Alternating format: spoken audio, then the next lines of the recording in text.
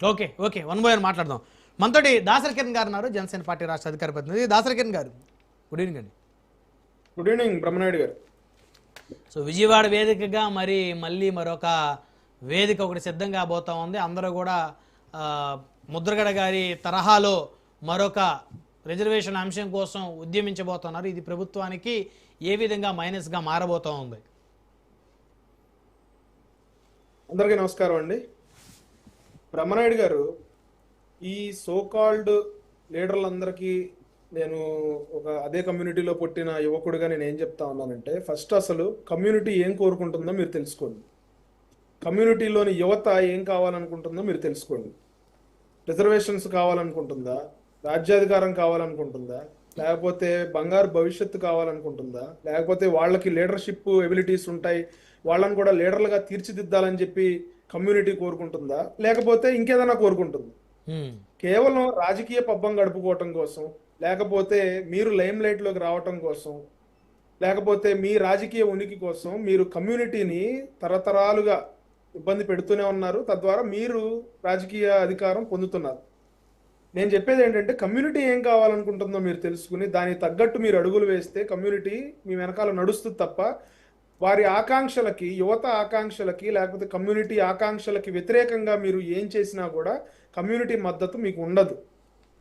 ఈ రోజున ముద్రగడ పద్మనాభం గారిని మేమందరం కూడా గతంలో ఎందుకు వ్యతిరేకించామంటే, ఆయన కాపు రిజర్వేషన్ల కోసం నేను ఫైట్ చేస్తానని వచ్చినప్పుడు community, majority of the community ఆయన వెనకాల నడిచారు. ఒక ఉద్యమం నడిపించాలంటే ఎంతో ఓర్పు ఉండాలి, నేర్పు ఉండాలి, కమిట్మెంట్ ఉండాలి. దాన్ని మన తర్వాత ఆ దీపాన్ని, ఆ బ్యాటర్ని ఎవరికి అప్పచెప్పాలి, ఆ నాయకత్వాన్ని ఎవరికి అప్పచెప్పాలి, సెకండ్ గ్రేడ్ నాయకత్వాన్ని తయారు చేయాలి.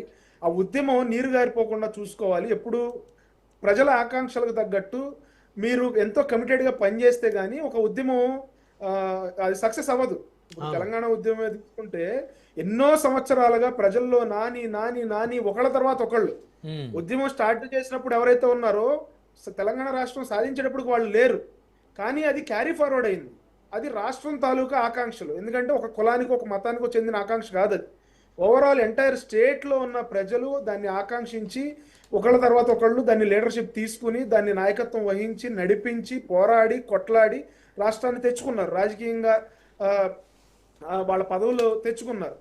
కానీ ఇక్కడ కమ్యూనిటీ ఏమైపోతుందంటే, బ్రహ్మనాయుడు గారు, ముద్రగడ గారు సడన్ గా ఆయన కాడి వదిలేసి నా వల్ల కాదు ఇక వదిలేసినప్పుడు అప్పటి వరకు మీతో పాటు తిరిగినా, లేకపోతే మీరేదో సాధిస్తారని నమ్మిన కార్యకర్తలకు, లేకపోతే కమ్యూనిటీ యువకులకు, లేకపోతే కమ్యూనిటీకి సంబంధించిన ప్రజలకు తర్వాత ఏంటి పరిస్థితి? మీ తర్వాత ఏంటి?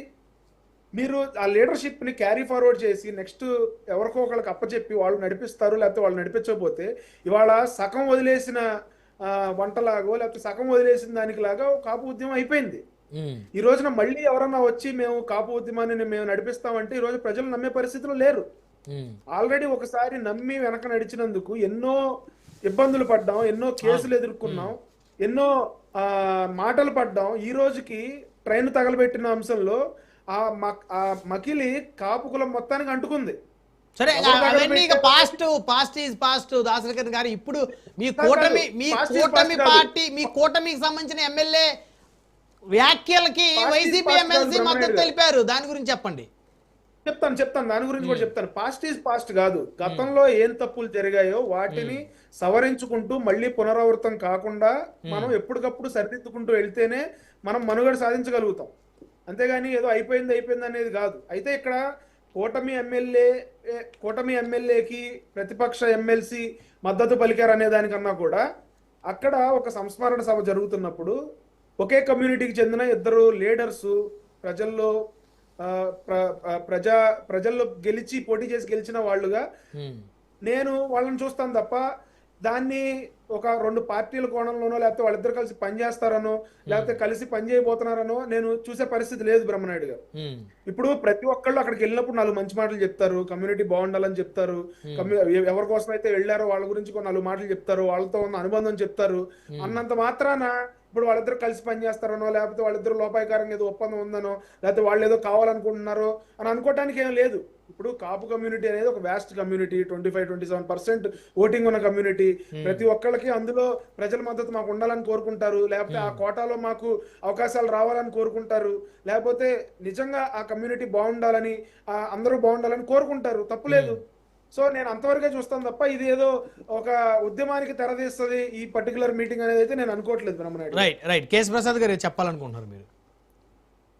అంటే కిరణ్ ఒక తెలంగాణ ఉద్యమ నేపథ్యాన్ని ముద్రగడ గారితో ముడిపెట్టి మాట్లాడాడు. ఇది ఒక సామాజిక వర్గ పరంగా ఒక ఉద్యమం తప్ప ముద్రగడ గారు చేసింది ఆ రిజర్వేషన్స్ అనే ప్రాతిపదిక మీద. కానీ ఇక్కడ తెలంగాణ సమాజంలో కులాలకి మతాలకి అతీతంగా తెలంగాణ కాంక్షను జస్టిఫై చేసుకోవడం జరిగిన ఉద్యమం. సో అంచేత ఈ దయించి తెలంగాణ ఉద్యమంతో దీన్ని కంపేర్ చేయకండి ప్లీజ్. మీరు తర్వాత ఆ బ్యాట్లు అందుకుని వాడు ఎవడన్న దాని మీద అది మీ చాయిస్, అది ఎవరికైనా అందించండి.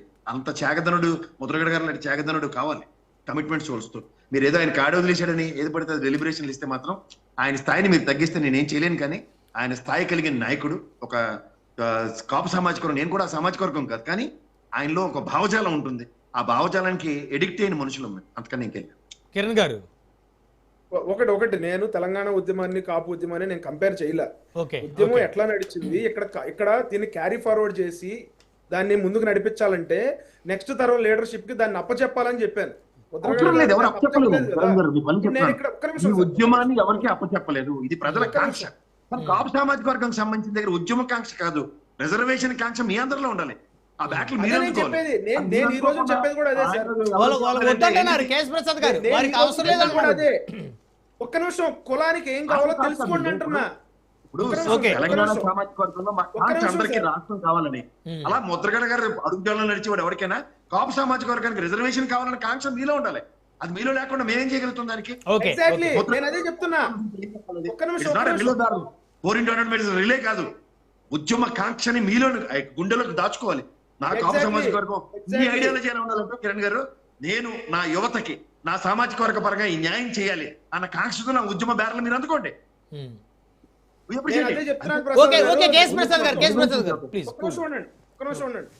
నేను అదే చెప్తున్నా, మా కమ్యూనిటీ ఏం కావాలనుకుంటుందో తెలుసుకోండి.